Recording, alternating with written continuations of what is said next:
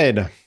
Welcome everyone to another episode of the Cosmic Matrix podcast. Today with my returning brothers and fellow truth warriors, John Paul Rice and David Whitehead. They don't need no introduction. Welcome to the show, gentlemen. Pleasure to be going, John, Bernhard. Very good to be here. Everybody listening in. Hope you're all well.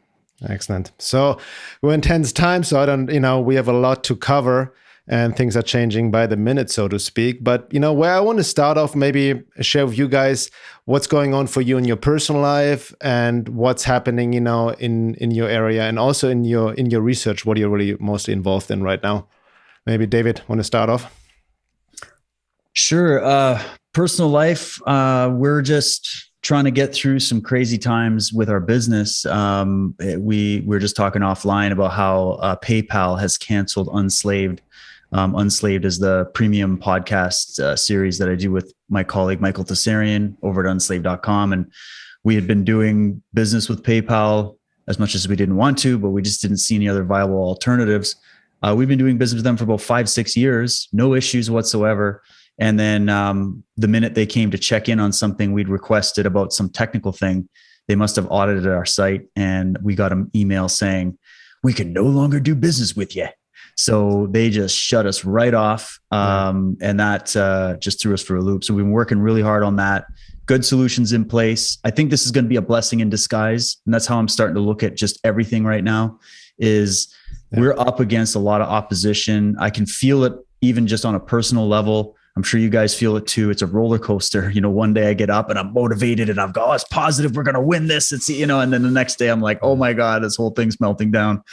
I think that's just part of the time we're in. And I've been seeing that in my personal relationships, my business, the work that I do. So right now I'm just trying to stay focused on what really matters, which is my family, my home, my work, and making sure I cover all the bases. And I've also been putting a lot of intense hours into this new series that I'm producing called Cult of the Medics. It's going to be, I think it's going to be a game changer. I'll probably be releasing the first episode beginning of September. I'm hoping for September 1st. But this is 14, 15 years of research in the making. And I'm trying to put it into something that's easy for people to watch and digest. So yeah, that's kind of what I've been focused on, as well as just the researching of all the craziness that's happening in this world right now. Right on. John. Yeah. First of all, to both of you, I want to personally thank you only because the two of you have been true warriors like every single day throughout this entire ordeal.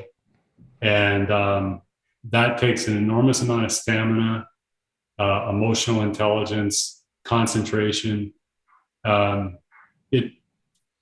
David and Bernhard, I of course started my podcast and then I went into production on game day and then I stopped it and I've been working on post-production since we finished in May and I'm going to make a return to it. But my God, the amount of effort, time, energy that is necessary to maintain that. I mean, you guys do it almost on a daily or weekly basis, but I just wanted to tell you, like, my hat's off to both of you for sticking in through it day in, day out, helping a lot of people. And you probably see that and hear that. But I just wanted to thank you both because, having done 10 episodes, which is baby compared to you all and hundreds, it just really, it really helps a lot of people because there's so many people out there trying to make sense of what's going on and what they need to know and what they need to do. But in my own personal life, I'm working on game day. We're looking at an October release in the tri-state area of Philadelphia, South Jersey, and Delaware. It's a beautiful film. We're going to have a locked picture, which means the edit is going to be locked this Sunday.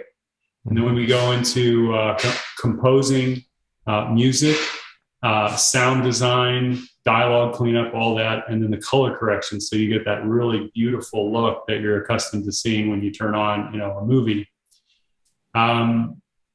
And then just personally, what's going on locally where I'm at in Georgia, I'm outside of the city of Atlanta by about 30, 40 miles. So it's vastly different than what is going on there. And it feels like here where I live, there are no masks. There are no nobody's going backwards here. Individually, there are people that wear masks, but there are no businesses mandating masks for their employees or any of that. And yes, there have been a lot of people who've gotten the shot, the jab, whatever you want to call it. But it's more peaceful here and less contentious in certain places. Like if you go inside to Atlanta, it's like a whole other world. It's a completely different world. People, are reactive. They're very reactive. And they typically, they're not going out of their way shaming because nobody knows right now who's got what. But obviously when the fall gets here and we hear it's coming back, I imagine they're going to probably do something there. And just trying to keep my head down and keep working and just doing a good job and getting ready for Greenville. Yeah. Excellent. Good for you, man.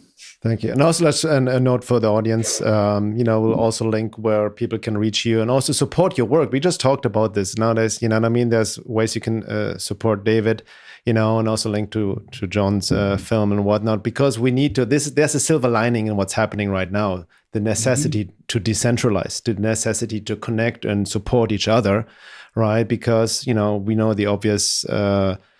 Censorship and all of that, the crackdown, the cancellation. I'm constantly in Facebook jail. I'm actually surprised I'm still on Facebook. Congrats on that. Yeah, that's good, man.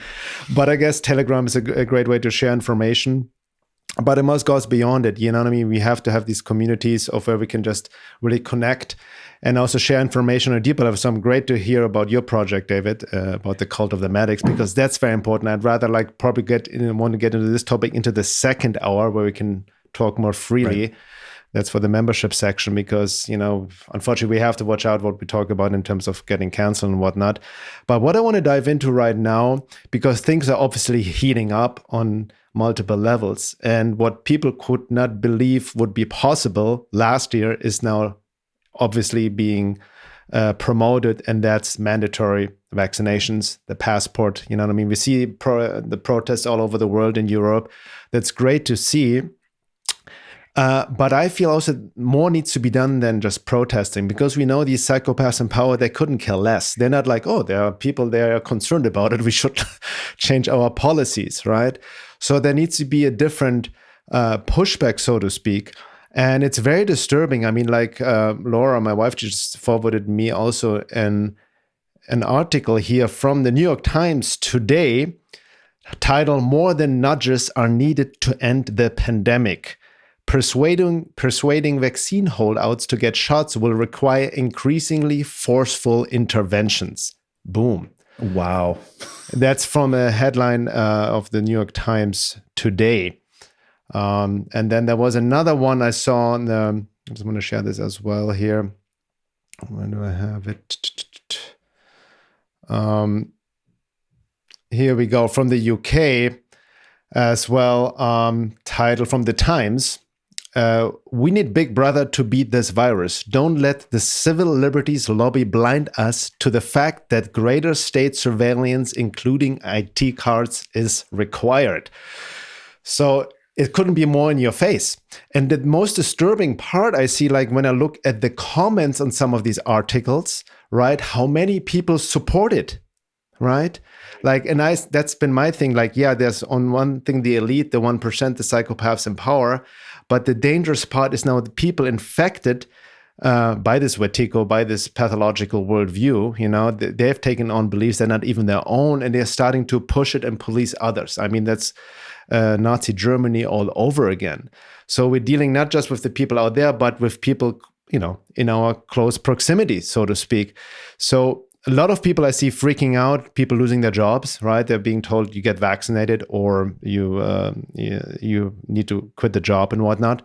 So what do you guys feel like is happening, or what can we do on that level again to push against? Because on the very basic level, we need to say no and civil disobedience, but we are up against quite a big force here. David. Yeah, I hear you, and those headlines are shocking, and I have a theory about it. We'll see how it all goes, but this is the same in Canada. It's the same in Australia, meaning these new headlines where you can see the creeping totalitarianism, where it started as, hey guys, just got to take a little time off work and we'll, make sure the hospitals don't get overwhelmed, to basically, we're going to pin you down and jab this thing into your eyeball if we want to, and there's nothing you can do about it. And when they start putting that language in there, like, don't listen to the civil liberties lobby. Are we living in just think about that language. Where do we live? Do we live in a place? We do have constitutional protections. I did a show, or I did a post on my Twitter where I actually went through the different, here it is right here.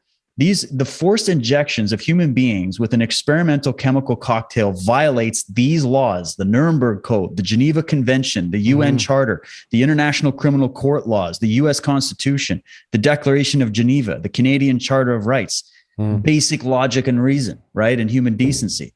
So this isn't a lobby of civil liberties. This is basically, this is tyranny. This is what this is about. And they're using the medical crisis as the guise to do it, as was laid out by people like Yuri Bezmenov with the 4 planks of how they're going to infiltrate the Western nations. To me, that's obvious. I don't think that's a hard connection to make. But I'll tell you this, there's another great post going around where I had it right here, and I just love it. And they're saying this about the vaxxed, okay?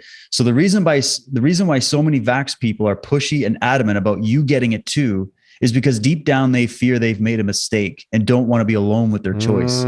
If they go down, you have to go down with them. This is a human tendency, okay? It's conceivable that you made the right choice, or to them, it's inconceivable that you made the right choice and they didn't. They followed the science. You have to be wrong. Even if you're right, you have to be vaxxed too, so that everybody suffers equally. And this is collectivism. We've been talking about it forever. All right. That was actually the word that Lenin gave it. Okay. Collectivism. It's not communism. It's not just socialism. It's not just fascism. Those are all the brands that originate with the ideology of collectivism, which is that there is no individual sovereignty because the individual is a threat to the tribe.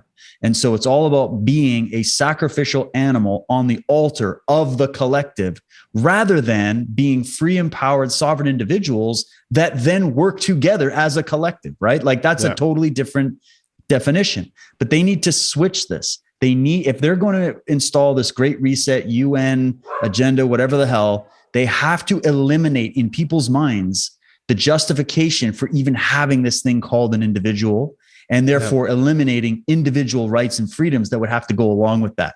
So you guys, we all know that this is a multi-pronged attack that has been going on for decades. It's not new. It's just that it's reaching ahead, and they're using this shot and this whole medical tyranny as the Trojan horse to bring in what they want. But here's my theory. What do you guys think about this? They know that they're violating the laws. All these governments are. They must be sweating, because there is lawsuits getting pushed in all these different courts. We got Reiner Fulmick, we got Rocco Galati in Canada, Patrick King in Alberta, all these different things that are coming out. Everybody's trying different ways to see how it's kind of like watching the election fraud stuff. Like we're trying to find a way to get a corrupt court to hear this evidence so the public can finally know the truth. But we're pushing that more and more as we go. And I'm wondering if they're baiting us a little bit. And I think their goal might be, especially in America, okay, their goal might be, let's push the pedal on the totalitarianism and get everybody out into the streets protesting this stuff so that we can get the right camera shots that we need to further demonize and identify who the actual freedom fighter, patriot, far-right conspiracy, whatever they want to call us, are. And so in a way, when I look at this from a battlefield strategy perspective, it would be a useful strategy for them to not go all the way with it's mandated, we're going to pin you down in the streets and give you the shot, but to keep dropping the hints through their mouthpieces, which are the media, to try to get a rise out of us. Because think about it. They've been trying to get the patriot-minded, freedom-minded, truther people out in the streets over Black Lives Matter, Antifa, burning all the businesses. They had those guerrilla armed groups in the US last year that were basically challenging American patriots to fight them in the streets. And the media didn't dismay it or do anything about it. It's as if they're trying to goad us and taunt us. And I get this feeling like we're dealing with a bully that's about to be caught and exposed, that their only strategy left is to do what any manipulative sociopathic type in your own personal life would do, which is try to deflect blame, make it look like you're the bad guy, and then taunt you and poke you and demonize you and call you names and do. Why would they do that? Because they're trying to get a rise out of you so they can take advantage of the rise that they got out of you. And that will deflect the actual understanding in the minds of the people watching this about who the real culprits are, and then they can get all the blame pointed at us. Now, here's the kink in that plan. So let me know what you guys think about that. I think this is a bit of a setup and it's a bit of a psyop. But either way, I think they're playing with fire, because I feel like the tide is turning when it comes to people waking up. There are people that I know that got the first dose and they're not getting the second because they woke up after the first dose. I even know people that got the second jab and they are scratching their heads trying to figure out how to get this shit out of them because they're suffering side effects. They've started to do some research and now they're awake. So that means they're not getting the third booster, which means they're not, in a week's time, they're not going to be considered fully vaccinated anymore. So more and more people are getting confidence in their position to not go along with this. So this is a very interesting situation. I have no idea where it's going to fall. But what do you guys think? John, you should go and respond to his question there. But what do you think about that theory that they might not go the whole way, the way they're making it seem, but it's important for them to make it seem like they are, because they're trying to goad us into a fight that they know they can win? Yeah. Well, in response to that, I think that's a fair assessment, because what I'm seeing form is what I would call a COVID cult. We have, let's just say a year ago, we had our governments telling us what is and isn't true and what will and won't happen. And it was all, if you want to step back, you're just seeing them sow this concept of a virus, a pandemic.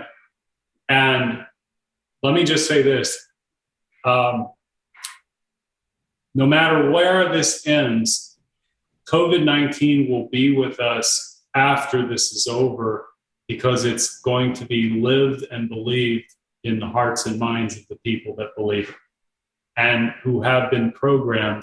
And I know oftentimes we talk about programming and we sort of say this person's brainwashed, this person's programmed, but I looked into it a little bit more, and what happens to any of us actually is that if you sustain fear for 6 months in someone and you have a trusted name telling them a bunch of lies, if that same person reversed and told the truth, the people who bought the lie in that state of fear will not believe this very same person that told them to lie because of that fear. It's been imprinted and programmed. And it kind of goes a little bit into where we make assumptions about things that suit the way we feel, the way we see the world, the way we perceive it. I believe there is contention, a kind of a conflict rising now, not necessarily with the government, although that's easy to protest because that's low-hanging fruit. And the confidence in government in the United States alone should tell everybody that nobody trusts anybody in government. However, they're now switching it over to the corporate state. And so corporations are implementing their own policies, right? Because if you're a worker, or if you want to shop here, or if you want to fly on this airline. And where I see this going is that you will have a version of the Great Reset among a smaller group of people, maybe not the whole world. So David, what you're talking about is they, in my estimation, based on the numbers that I've seen from the CDC, which says that only 28.5 or 28.4% of African Americans in the United States have taken the shot. that is much less than what they expected. And that's why I think they're going so desperate and all in and shaming people to such a level that, I mean, today they had the New Jersey governor, I mean, yelling and saying, you are putting people at risk, you know, and like people cheer, you know, but they don't show you the wide shot, right? Because if they did, you wouldn't see but maybe 12 people there. The point being is this, is that we are headed into unprecedented times. But to your point, David, they are running out of runway. They cannot continue this for, let's say 4 years, right? And I'm not talking about a presidential election, but I'm talking about sustaining this and growing the customer base that they want. And that is a good sign that they're getting very desperate to this point so quickly in year 2, because there is not enough people buying in anymore. They've already gotten their max number, and this is all cleanup, and it's basically what they're doing at the corporate level and the school levels and all the institutions of the old guard, the Epstein establishment. Let's call it for what it is. This is the Epstein establishment. Yes. The lady who owns the Atlantic is Steve Jobs' former widow. She hung out with Ghislaine Maxwell. There was a picture that surfaced the other day. And in the Atlantic, they're basically saying, the Atlantic is saying to everyone, you should not be allowed on a plane ever again if you don't get facts. You should be on a no-fly list. Yeah. This is coming out of the Atlantic. So understand that these are messages from billionaires, psychopaths, all of it. We know that. But at the end of the day, with this awakening that is occurring and the tyranny that is just, I mean, it's, I can't keep up with it. I really can't. I just pop in little places here and there, but I don't think they're speaking to the already converted. You know what I mean? It doesn't mean like, oh, wow. I mean, they're speaking so forcefully. This is the shame, blame, and guilt, right? This is their last, to me, this is their last attempt at trying to get the margins to go up a little bit higher. But unless there's a mass event, I'm talking about a massive global event that's bigger than COVID-19 that comes in that changes the way everybody feels, then I don't see it going any further than what they can push. But to your point, David, the contention, yes, they want us fighting each other because it takes it off of the 0.1%. That's really what I believe this is all about, is the deflection away from the reality of what's truly going on, and that we're actually in the middle of World War III, which is part of the Great Reset. It's multiple layers and multiple operations. It's not just our politicians or the Wall Street bankers. They're all following the script. They're all following the resources and the money. It's going to allow them to create new layers to their economy, but ultimately, it doesn't seem like we're headed towards total global tyranny, just simply for the fact that the majority are starting to wake up and rejecting all of this crap. So that's what I see. How it'll all play out and when, you know, I don't do predicted anymore. But I do like the idea that we should think about, okay, what are the possibilities? What are the trajectories? And where are we really starting to see the change in people going, yeah, this is a little too much. Number one, we were all promised, if you believe in all this, everybody was promised, hey, you get the shot, go back to normal life. Now it's endless fear porn and submission. That's basically what it's all going into. You are either with us or against us. That's where they're going with it. And people are going to fight, and there's going to be conflict. And I think that's exactly what they want to put on television, for sure, to reinforce the COVID cult and let them know. They say, these are the bad people that are a threat to you and your freedoms. And long term, I think that's going to have very serious consequences for the I would say the structure of nations, interstate commerce, more importantly, where people are going to live, what cities are going to look like in the future. New York, LA, those are flagship cities for smart cities. That can't be denied. Atlanta, Dallas, Chicago, you name it. Any major city, it's not just Democrats, believe me. I know this for a fact because I see smart technologies being rolled out. And what they're doing in response to this time with the rise in crime, because they've defunded the police, is now here in Atlanta, they're going back and saying, now we need more cameras. Now we need more surveillance. Now we need to have new ways to solve how to fix crime. So the cities are going to become their own world. And my belief is, on the current trajectory, cities are going to become their own world. And there's going to be that and everything else. And then we'll see if it's a consolidation or an expansion. Anyway. No, excellent. Yeah, a couple of things that came to me. I agree with David. It seems a bit desperate, as they're going along with all of that. And also, I always known, as a felt, when we deal with psychopaths in power, you have to. What's very important, let me backtrack, what I've written about recently as well, in this day and age, is not only know thyself, but know thy enemy, right? And I still feel a lot of people have no idea what we're actually up against, the evil that we're up against, right? Because even from a psychological, esoteric perspective, you can only, see evil out there objectively as much as you're in touch with your own darkness, have done your own inner work and established to your true self, right? I think most people are very... as John mentioned, the COVID cult, they're very living in this illusory bubble and think like Bill Gates and Fauci, they're the angels, and they have no idea how deep the darkness, the evil goes. It goes even as you know, David, you've been in this for a long time.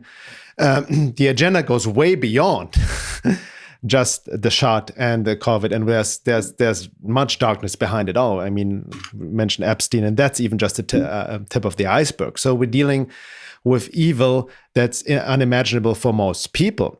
But the key point when I say know their enemy is, right, being aware of the agenda, but being detached from it. You know what I mean?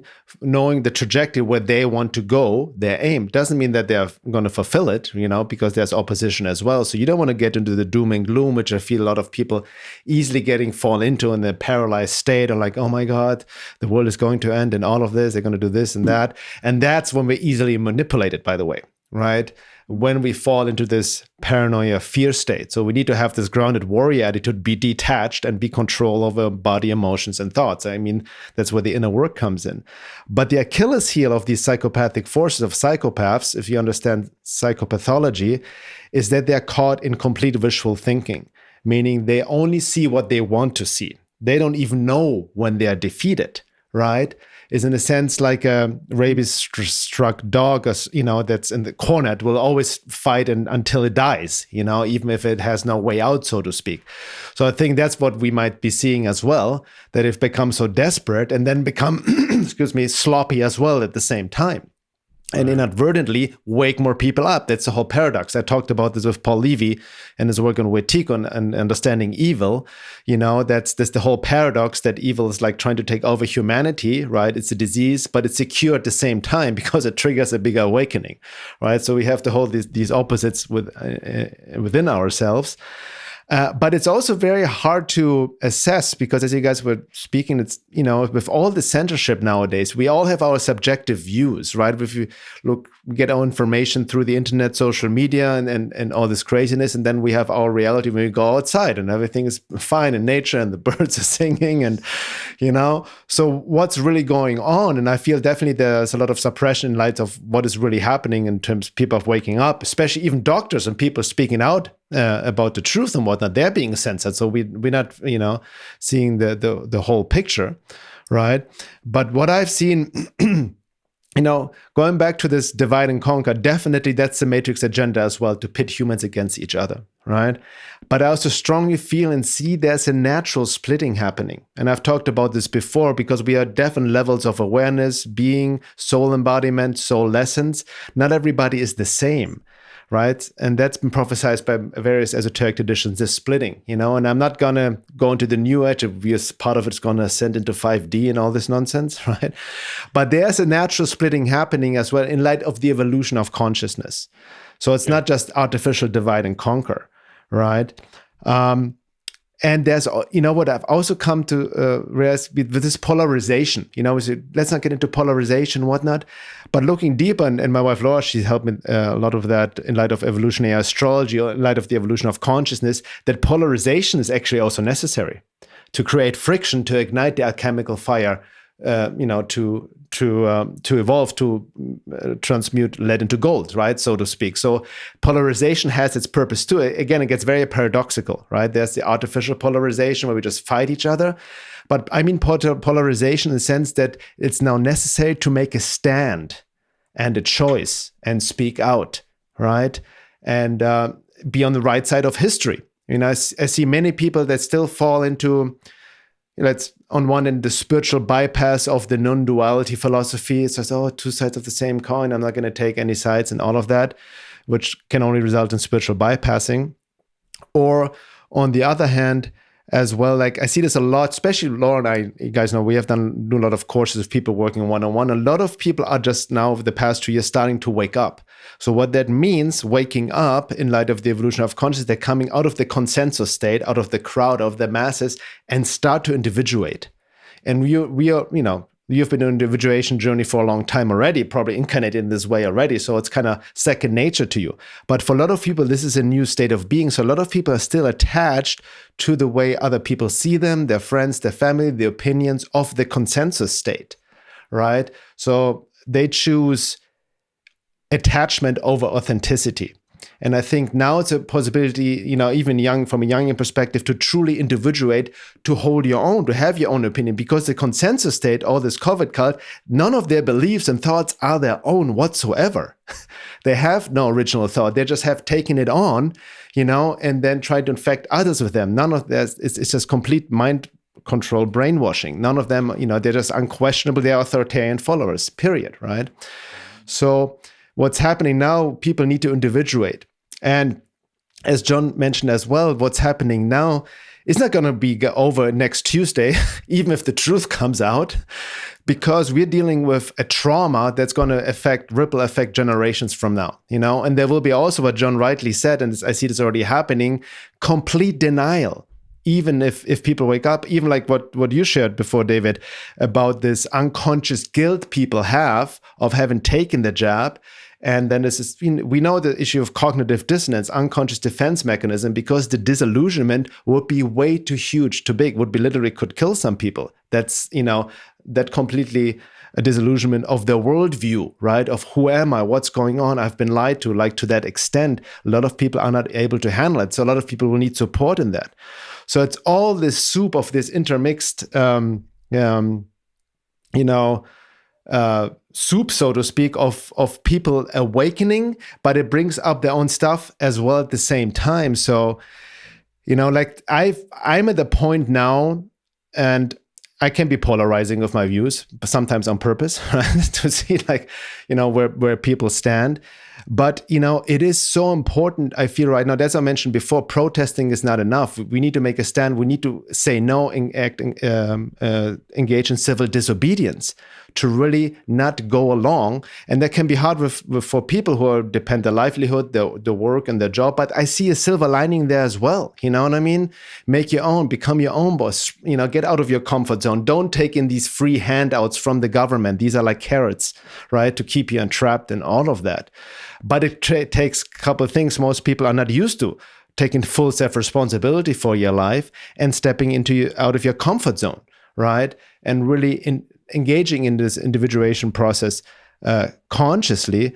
But it's easier said than done. I think that's where we're at right now, with everything that's happening. Almost it's like something needs to give as well. I don't know if you guys can relate to that at all. Yeah. Oh, I do, man. You guys both said so many amazing things there. One thing I like what you were talking about, Bernhard, about the splitting that's been prophesized. I remember Dolores Cannon, used to talk about this. And I didn't know the bulk of her work or whatever, but I remember watching an interview with her. She's since passed. She was an elderly woman when she made the statement, but she had said, in the future, you're going to see a splitting of two earths, two different kinds of human beings. And they're going to be directly polarized against each other. But she did speak of it the way you did, where it was like her idea was, this is a necessary thing because it's the only way to cleanse everything that's been, all the filth, all the toxins, all the lies, because people we attach onto ideas. That's all everything is. We could even argue that the entire universe is just the idea of the levels of consciousness that go well above human, right? And so you go, well, if we're just operating on ideas and we've been operating on bad ideas, and then people start waking up and start operating on better ideas, the people operating on the bad ideas are going to resist, not because they somehow have an argument to make to justify their bad ideas. They're doing it because it's based in the ego. It's based in the material. It's based in the desperate, deep, intense fear and anxiety that exists in these people. And so you're uprooting their entire belief system and worldview. And the work that people like us do is to try to find ways to help people with that process. But of course, you're going to get all the slings and arrows in the world thrown at you for doing it because you are directly confronting people's psyche. Yeah. Like what we did, John, in the show we did on methods, which is so good. Everybody's got to listen to it. Where we talked about the splitting of the brain, the split brain that Ian McGilchrist was talking about, the divided brain, and applying that to our political situation and so many other things, the masculine, feminine, et cetera. It's such a good subject. But this is what I see happening. We're split into two camps. And as you said, I like what you said though, Bernhard, about how this is not a bad thing. The oppositional force is needed. The polarization is needed. I've been making the argument on my show for a while now that the truth is only earned through battle. And I think a lot of people didn't like that because it sounds a little too masculine or something. I don't know. They're just a little bit like, it needs to be more flowery and ponies. And I'm like, no, it's earned through battle. And we're not talking physical battle here. Let's all hope it doesn't get to that point because we know what side's going to win. But the thing is we need to think of this as a spiritual, individual, psychological, emotional struggle to go from living in darkness to living in ignorance to believing a lie towards living in the truth, which is not easy to do. And we all still struggle with that process. But in order to do that, you have to win the battle within. This is what I've gleaned from the warrior traditions, especially the martial art traditions. People like Bruce Lee and so many others were talking about the fact that your real opponent is yourself. And aren't we seeing that? Is it really about what everybody else is doing right now? Right now, you're getting a crash course in the process of individuation in a setting that has been given to us as a gift because we're getting the maximum resistance from you doing that process and answering that inner calling. It's way bigger than all of us, right? So we're being given the right setting to refine and sharpen our katana blades, the blade of the mind, the inner sword, the inner flame. It needs to happen through pressure, through challenge, through struggle. And I think that we have to go through a sort of near-death experience in order to fully wake up this planet. And so this planet and all the people living on it, we're getting exactly what we need. All right. And I think that you can look at that from there being a plan, from there being a higher cosmic plan, from this being a divine thing, from this being just a natural process of whatever. I don't care how people look at it. I believe that it's happening. I believe that we are being polarized for a reason, and we have to go through that in order to either go to the next level or devolve back into tyranny again. And I feel like so many people are getting this now. And the vibe that I'm getting, like all the doctors and nurses that message me and tell me, I just got told that if I don't get a shot, I'm fired. And so people are clapping for us one day as being the frontline heroes. And then the next day, nobody gives a crap when we're actually being threatened with our jobs and we're being called anti-vaxxers and we're medical professionals. Like that's the level that we're at. But then this is what I tell them. I say, look, you have to learn how to find the potential within you to be able to survive losing that job and finding a better job. and finding another task. Maybe we got to stop thinking about jobs at all right now, as hard as that is. We got to find a way to make ends meet. Don't get me wrong, but our focus has to be on the bigger picture of we're not going to have a world to have a job in if we don't win this battle. And so there's bigger things happening. And I see a lot of positive signs, definitely a lot of scary things happening. But I think this is what we talked about when we were saying it's the precipice that people need to be brought to. And you and I and John, we've been on this path for as long as we have. Some have been on this longer, many that I've learned from are dead and gone, and they were awake decades ago, tried to warn us. But either way, we're in a place where there's a lot of people that aren't there yet. And we can't just be like, well, screw them all.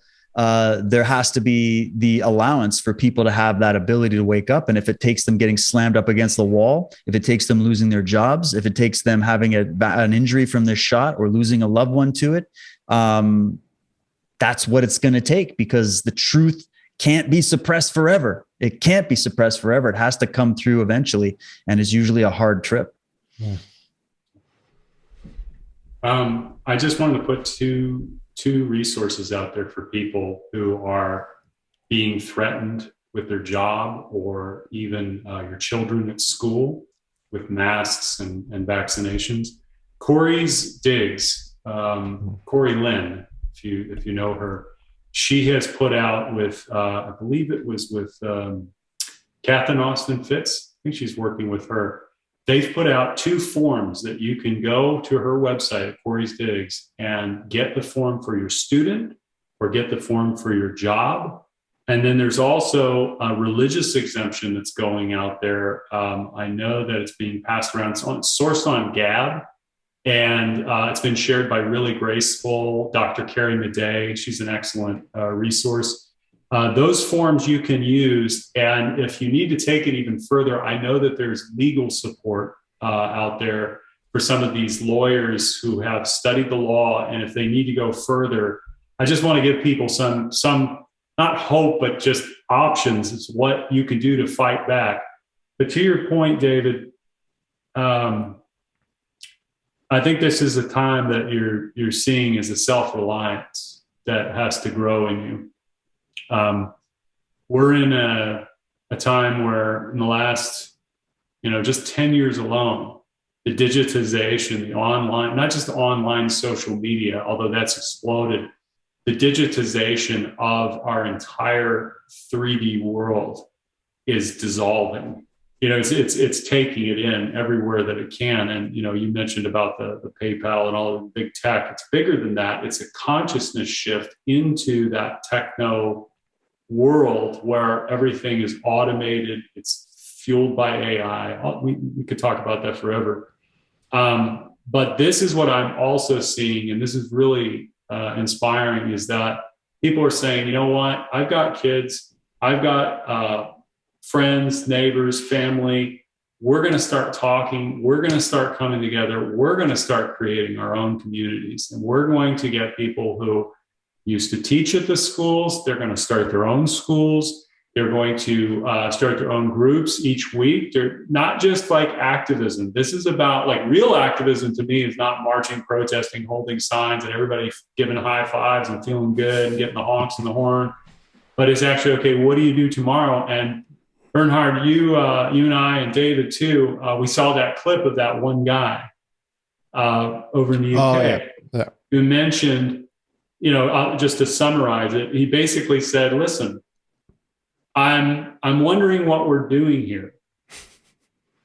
He says, there's 800,000 people in the streets, all the same people, everybody knows what's going on. All the same people who were talking about this 2-3 years ago that were a conspiracy theory, they're out there saying the same things over and over again. It's like a ritual. And this guy started to go, this is useless. This is absolutely useless, because they're just looking down on us, just laughing. It's okay, fine. You want to protest? Protest. We don't give a shit. But so it's, I'm not talking about full breakaway societies, right? But there is going to be that. I mean, RV sales alone went up massively last year, and that's not a trend I think is going to abate when everything kind of settles. There's going to be new communities forming. intentional communities. It's the little things. You know what it is? It's reclaiming your mind, and it's reclaiming your birthright, and it's reclaiming all that you have delegated authority over to through elections and your consent and all of these agreements that you've held onto through your beliefs over time. And this is the hard part for a lot of people is it's like if you take away their phone, keys, and wallet and say, go out into the world today, they'll freak out because they can't do anything, right? They can't find a way to hunt for food. I'm not saying the extremes, but you know what I'm saying is like if you had to hunt for food, most people would beg for it. Most people would ask money for it. Most people would go to a restaurant, that kind of thing before taking upon those skills for which they really once had not that long ago in this country alone, less than 100 years ago, and put that to good use on land. And all of the people that I see here in Georgia that are where, they're not worried about anything because they have land. They've got they've got some vegetables. They've got fruits. They've got guns. They've got all that they need, not only just to wait it out through a crisis, but if they needed to just live off of their own resources, they have the ability to do that. And they're doing it also with other family members. So they're not doing it alone. They're doing it with others. And to me, this is sort of like the opposite of they want centralization. This is decentralization. This is what we actually want. We want decentralization. We want our communities to reflect the consciousness of us and our surroundings. And these are the things of just making alliances with people where I make an effort here in my building because there's been a lot of people who've moved here over the last 6 months to a year because of all the shifts going on. I make a conscious effort to say hello to everybody and let them see my face and my smile, because it is like if you do one less thing, it's one more thing that you're pulling back. And I look at it like this. I want you to know me well enough, such to the point that nobody who is controlled by billionaires on television or in my politics can change the way we feel about each other. And if we do this online, I mean, it's very easy. I'm not bashing people. I mean, it's just Twitter is insane. Instagram is insane. I'm insane. I participate in the collective insanity on trying to wake people up. But at the end of the day, it's like, it's not a futile effort. It's just that you have to transmute that into the three-dimensional and start making things happen. It can't just be about waiting for a savior or waiting for this to be over or waiting for the lie to be exposed or waiting for the military to come in. Even if all of that happens, this is the thing. Even if the best case scenario tomorrow, all the lies begin to be revealed, Epstein, Gates, Fauci, and they just go through the whole thing and arrest all these people and they drag them off the stage and we wipe our hands clean and now we've gotten rid of the bad players. These things that we're building today are going to be there for the long term, because my thing is that I see a possibility where if we trade out faces, let's just say, or we give people, I'm not saying we, I'm talking about they, the powers, shift and go, give them this to keep them pacified, to bring them back in, to make an offering, right?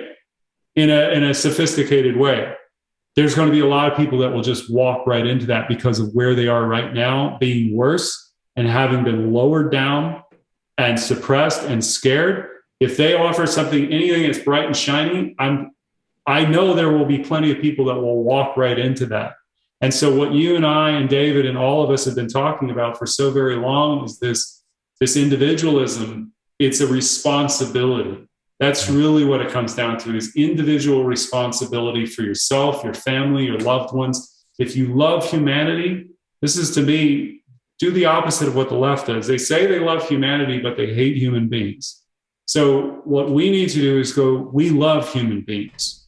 And that's why we love humanity, because human beings, by and large, on the whole, don't want to mess with anybody else. They want to have their own little place in their space in this world and live their life as a child of God. And whether they're conscious of that or not is not the issue. But it's like, I want to be able to give the space for anybody who wants to live in this world to have the things that I enjoy.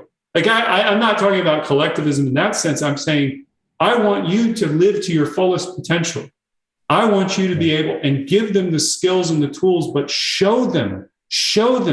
Don't tell them what they need to do. Create it. That's what the problem, I think we've all kind of been under this haze for so many years, is we've gotten out of our creative needs. And with this fear that's come in, you're seeing two responses: submission and obedience, and then the other is resistance, and then breaking through. That's really what I guess I wish to impart is there are many stones to walk on, but you must plant your foot firmly down on the ground so that you don't get hurt by those stones and you walk past them and move over them. Mm-hmm. Thank you. Well said. Yeah, very well said. I agree. Thank you for bringing up the whole protest thing and the video you showed us on Telegram. Because here's the thing with the protests, and that's maybe an unpopular opinion. Yes, they're great. It's very motivating. You know, I've been in protests before. It's kind of like, yeah, let's get them. And it's great for networking. But I've seen also the dark side of it, of just like, you know, a lot of people just go there and think that's all that's needed. We just need to scream, you know. It's like a release valve. People need it, you know, the pressure. But what do you do when you come back home, you know? And I'm putting the mirror on myself as well, because way more is needed than just posting on social media too. You know, at this point with all the censorship, it's great. We motivate each other. We keep each other informed. We're mostly preaching to the quote unquote choir, right? And we're like, yeah, we kind of pump each other up and so on. But, you know, what David said something great. You know, I also absolutely agree. What's happening right now needs to happen and couldn't be any other way. That needs to be accepted. Otherwise, you fall into the trap of victim blame, of like resisting. I'm talking resisting the cost of force, but resisting reality. You need to face it as it is, right?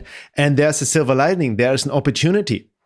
And like David said, the battle is like, for me personally, it's out there like, yeah, information warfare and spreading truth and all of that.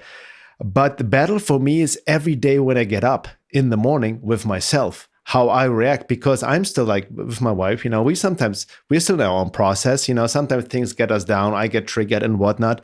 The thing is, how do I react to that? How do I hold myself? How do I use that as material for my own process, for my own evolution as a fertile ground? Right? So the battle is every day, mostly with myself, how I conduct myself and face my own blind spots, face my own weaknesses, taking responsibility for everything in my life, you know, for things that I may have taken for granted and all of that. There's a lot coming up on many different ways. And I agree with the decentralization. I mean, within that, there can also be the, you know, I agree with, for a lot of people are about like, oh, we got to get some land and grow our own food and all of that. That's beautiful. But, you know, my wife Laura, she has experience. She lived on a you know, self-sustaining intentional community for some years. But if you do that, you basically become a farmer too, and that's work. And it's not the, you know, people have this romantic notion of just, oh, I'm going to move into the land and grow my own food and self-sustainability. It's not as easy said as done, right? So the key point, the solution to that, I feel, is yes, the individuation process, but also turning deeper into your own inner calling of what you are here to do. That's the main key for me, because we all have something to give and can do something, quote, better than somebody else. Not everybody's supposed to be farmers right now, right? So there are some other people more suited, more talented, more skilled than that, you know? The other people may be like more research, showing information, healers, therapists, coach, whatever it may be, you know? The point is, like John mentioned as well, activating our creative impulse, because I've talked about this in depth with Paul Levy on the past episode on Wetiko, is the counteract is we need to step into our creative potential, because these forces, these anti-divine forces, they hijack our creativity, you know, and use it against us. So we, or the people who have been taken over by the globalist mind virus, so to speak, Wetiko, they're creating the reality for them. Right? That's how that's how reality works, so to speak. So we need to take our creative potential back and start to create a new world and something better, and not just externalizing and saying what is possible, but it requires a deeper insight into what I'm here for. And like David said before, I think these times are great because it forces you to focus on what truly matters, right? And not get distracted by trivialities. And you can easily also, by the way, it requires a certain level of self-discipline, self-responsibility. It requires the will, it requires self-discipline.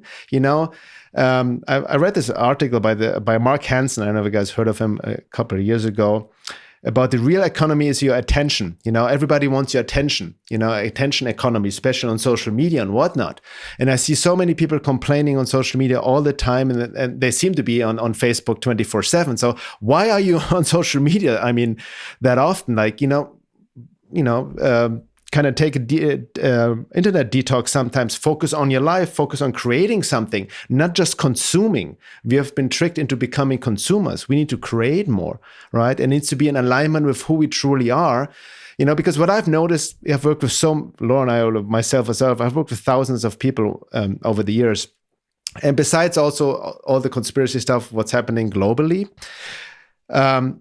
the reason why a lot of people were unhappy or depressed is because they were following aims and goals and desires that were never their own to begin with, but conditioned via society, culture, or coming as a compensation of insecurity and trauma and trying to fill a hole within, but it was never coming from their true self.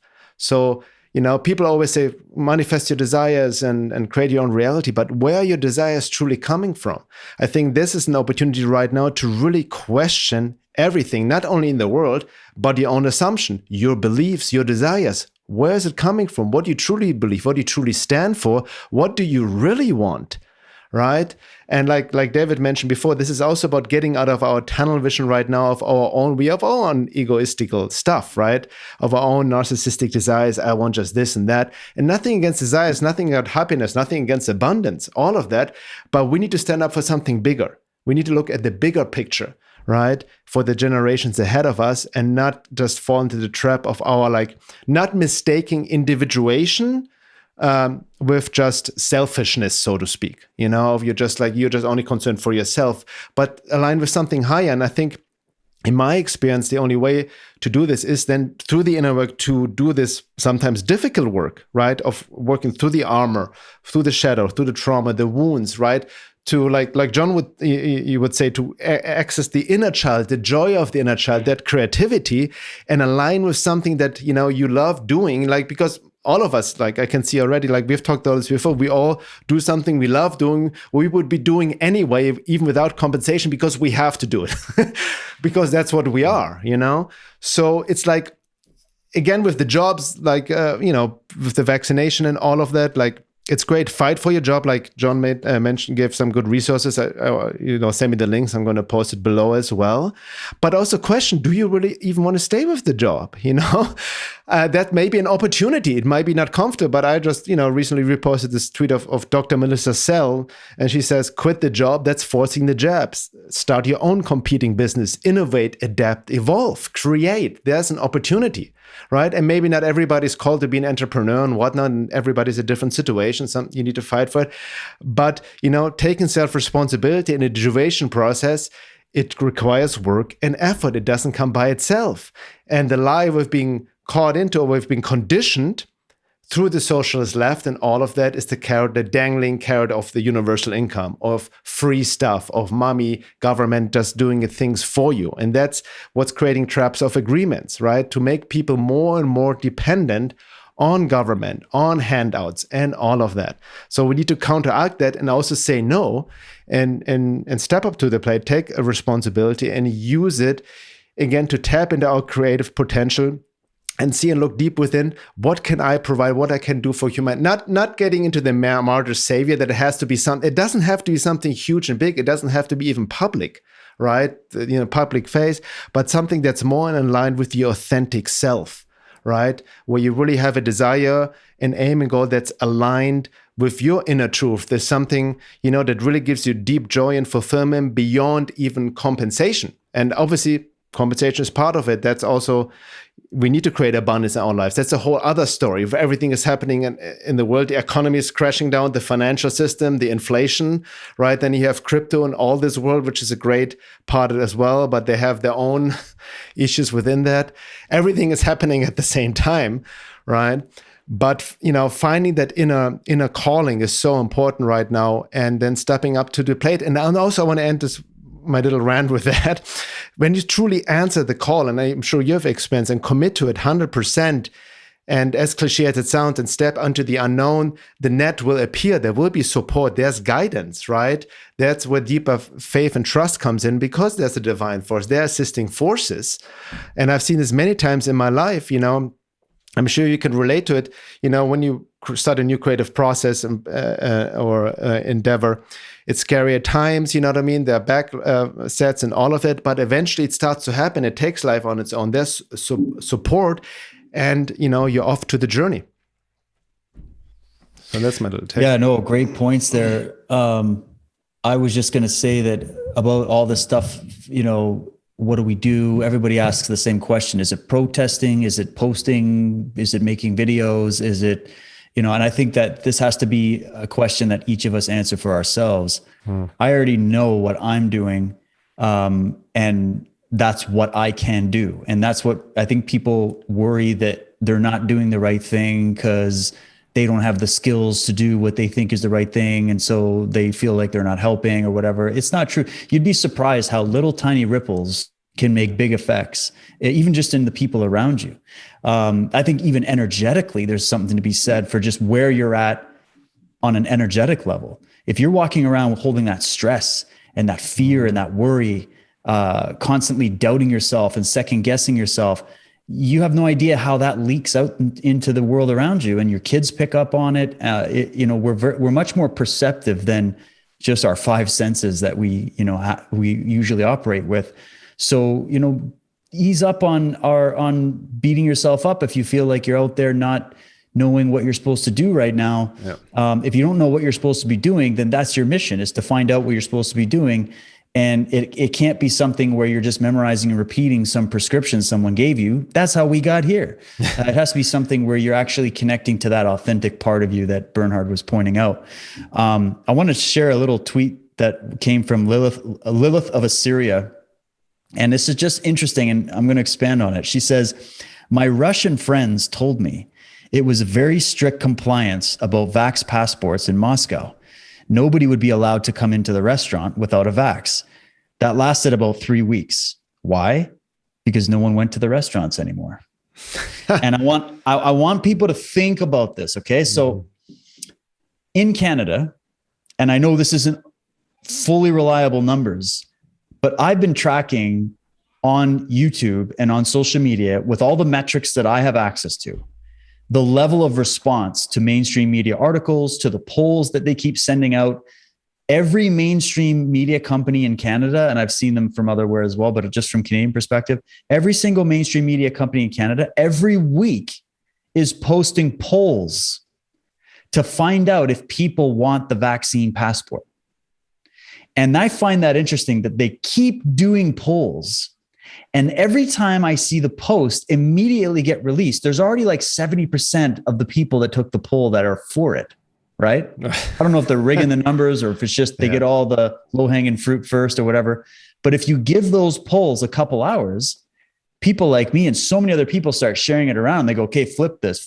And within a couple hours, it's completely flipped on its head. 60 to 70% of people saying no.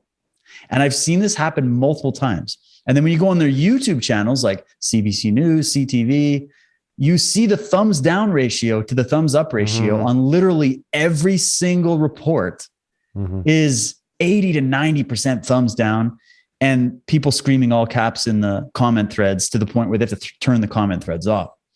So when they're out there telling you, guys, in Canada, we're at like 70, 80% vaccinated, we just got to go after the 20%. Look, I'll bet you we're 60s. I bet you we're over 60, 70%, but it's not as big as people think. And I think there's a lot of playing going on with the numbers to, again, try to coerce you into doing what? Why are those polls so important to those media companies? because that is collectivism 101. That is tribalism 101. If the tribe is doing it, then it must be the right thing. Yeah. Even if that whole herd or that whole tribe is walking towards the edge of a cliff, people will still, knowing it's an edge of a cliff, go, well, I'll still follow along because everybody else is doing it, so it must be right. And that's what they're relying on. They're relying on your fear of being a self, of being an individuated sovereign being. They're relying on your fear of that because they know that they know how you tick upside down, forwards and backwards. Makes no mistake about it. So now that you know that they know how you tick, what's the solution? You figure out how you tick and you figure out ways to counter it. And you ask yourself deep down, do you, not everybody else, not 60%, 70%, who gives a shit, whatever, even if you're the only person standing on the face of this planet that says no, if you believe in your heart that you're on the side of the truth, if you believe in your heart that what you're doing is what's best for you and that you're willing to have a spine and defend that position, even if you're the last man standing, that's spiritual work. Not this fluffy, well, let's all just get in a big room and chant together until the world changes. All right. That can be fun sometimes. And I'm not knocking getting together with other people. In fact, I advise people, find a wolf pack, but find a wolf pack, not a pack of sheep. And I'm not trying to insult anybody. I'm saying don't find a pack of people that just go with the slightest breeze. Yeah. Find other warriors out there you don't have to agree on everything, but just that you're there to support each other's freedom. That's a great place to start. So I love this little tweet because it says something. And I think this is how this is going to go down.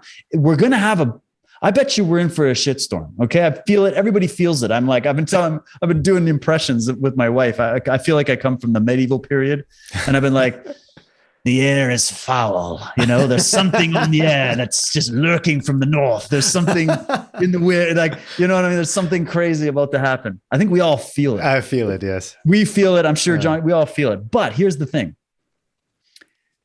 Evil contains within it the seeds of its own destruction. Mm-hmm. Put that on your wall, tattoo that on your arm instead of what shot you got. And remember that. Never lose hope.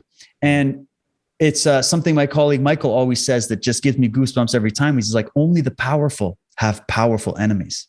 So if you have a powerful enemy, thank the gods for it, because that means you yourself are powerful and you need that enemy to bring you to the next level of your own inner power.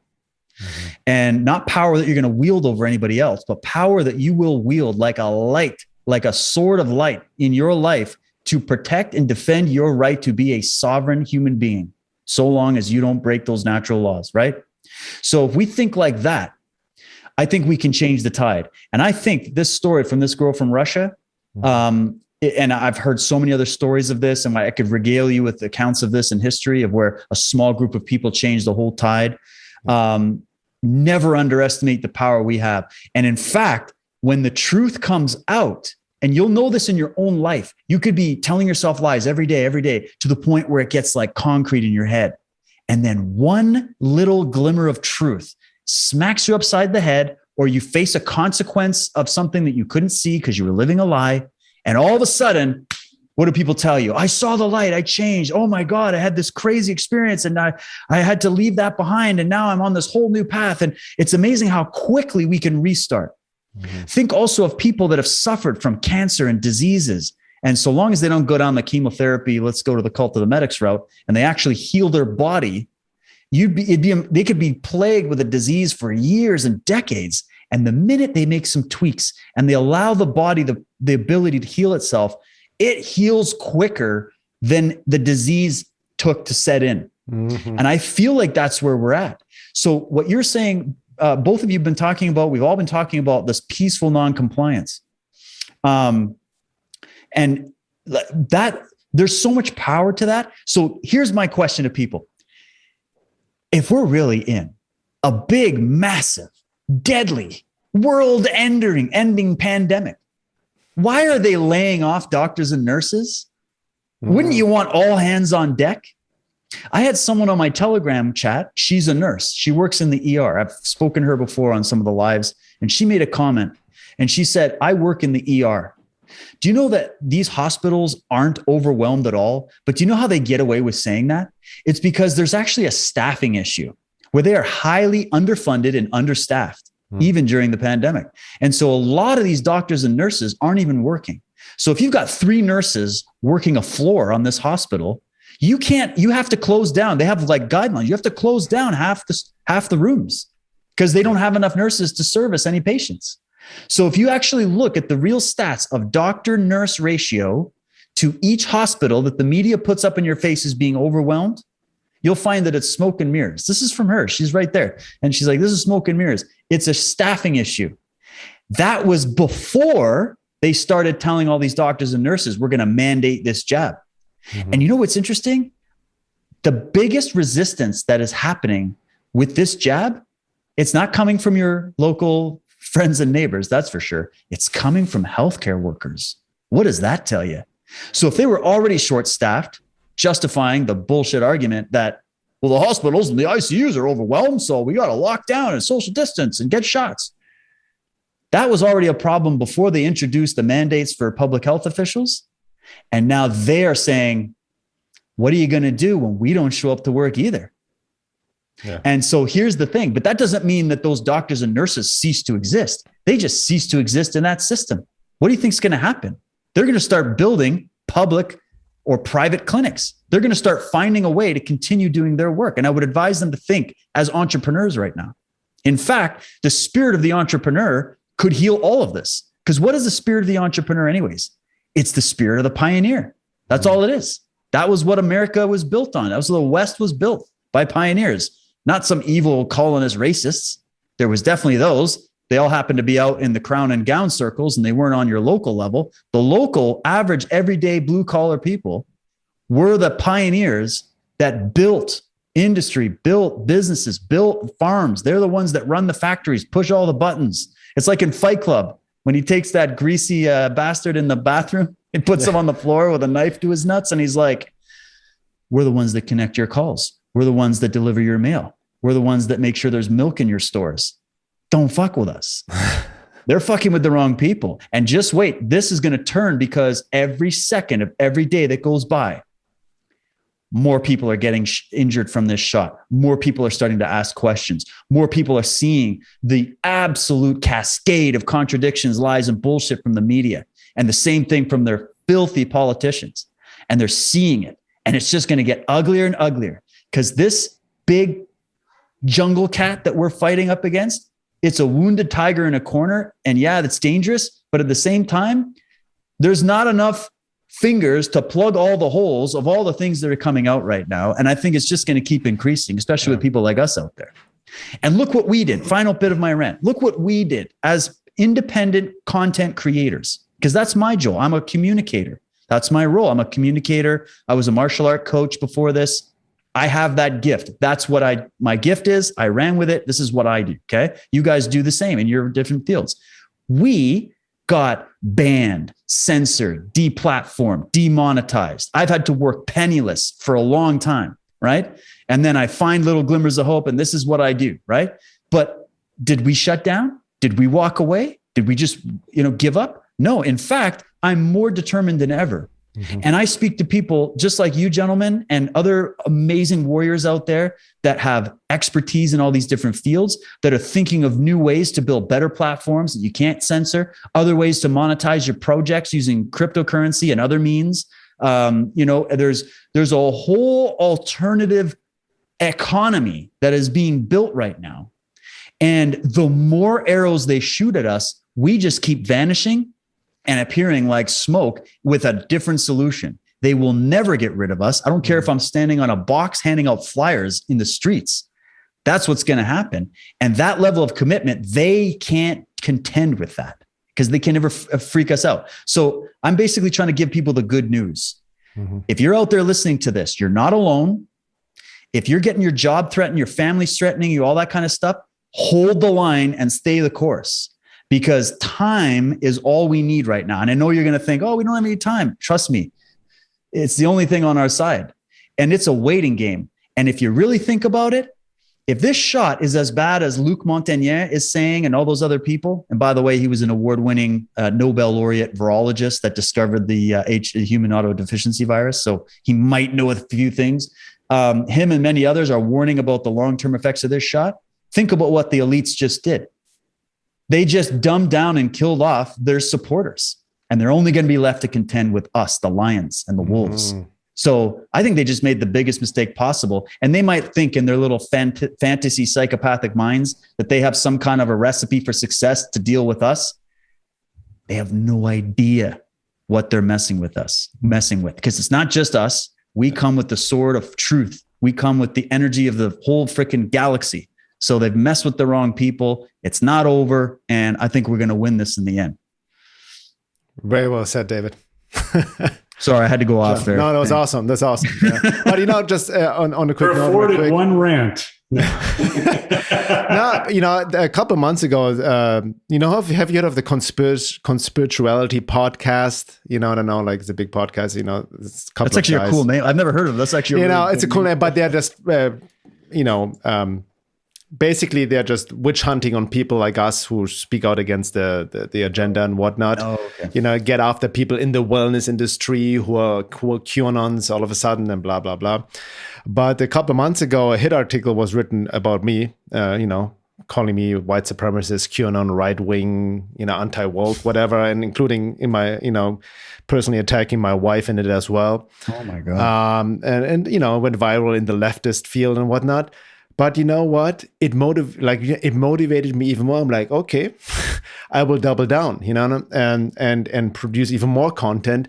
And ironically, since this article appeared, I got even more hits on my website and more membership signups. So somehow, because he linked to my articles and whatnot, and then people make their own opinion. Oh, this guy's actually onto something. Goes into saying there's such a thing as bad publicity in a sense. But you hit a nerve, like you said, if you have enemies, who are trying to take you down, so to speak. But we got to apply the art of war. Bernhard, these people are bullies. They're they have to attack. They have to ad hominem. And think about it. In science and philosophy, ad hominem debate is known to be the first sign that you've already won the debate. Exactly. Because they can't deal with the facts and the truth. And when they need to start character assassinating you and putting you, a human being, with your own critical thinking, your own opinion, they don't have to agree. But when they put you in these big baskets and boxes, it shows the infantile level of consciousness that we're dealing with. Yeah. So you won that one, just so you know. And that's why they're freaking out. All right.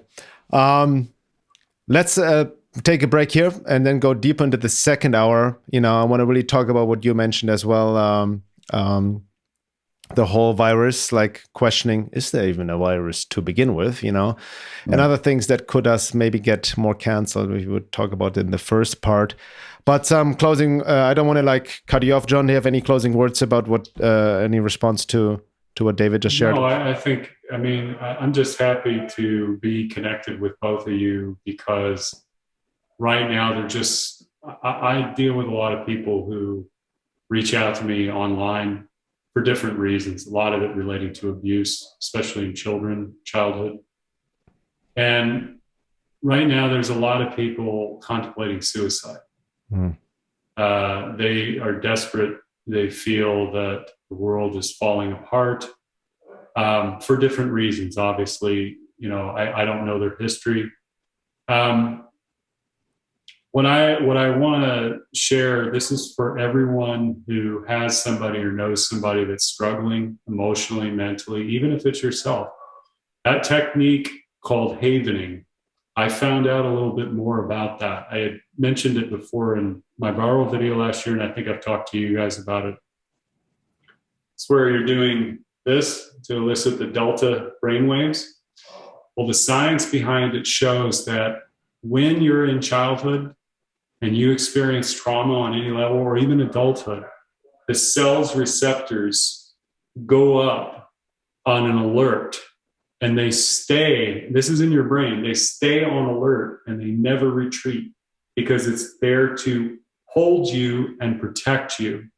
What happens over time and years as these trauma cycles repeat, or these triggers, it leaves a very thin paste over those cells, and it blocks and inhibits any new, let's say, thoughts or responses. This havening technique, this guy who mastered it, does it one-on-one with people, but he's also taught them step at a time to do it isolated by yourself. What happens is that by doing the havening for 10 to 15 minutes, the receptors go back into the cell, the paste dissolves, and the cell expunges all of the waste out permanently. Mm-hmm. What this means is that you can heal your trauma in steps permanently just by eliciting delta brainwaves and focusing on the actual feeling, whether it's an idea or an emotional state or whatever you're feeling. I will give you the link to that so that you can put it out there to your audience, because I think that's absolutely important in this time, because people don't have money, people don't have different things. But every single person that I have given that to and has used it, it is a game changer. Excellent. Thank you. Awesome. Please send it to me and I'll add it to the info list. And also, before we close off, where can people reach you and support you? David, links? 2 websites, dwtruthwarrior.com. That'll lead you to all of my social media, my work, and everything else. And then unslave.com. And that is the project that I do with Michael Tessarian. Excellent. John Paul. You can find me on social media and any account at No Restrictions. That's my company, No Restrictions Entertainment. You can go to norestrictionsentertainment.com for any one of our films or movies. A Child's Voice and Game Day will also be on there later next year. And if you want to connect with me across all of my links, if you go to Linktree/No Restrictions, you can find me there and everything that I post there. Excellent, gentlemen. As always, I feel we just started and touched the surface. So for anybody who is not a member yet and wants to support my work and have access to the second part, please sign up to the membership at veilofreality.com. See you guys on the second hour. Thank you.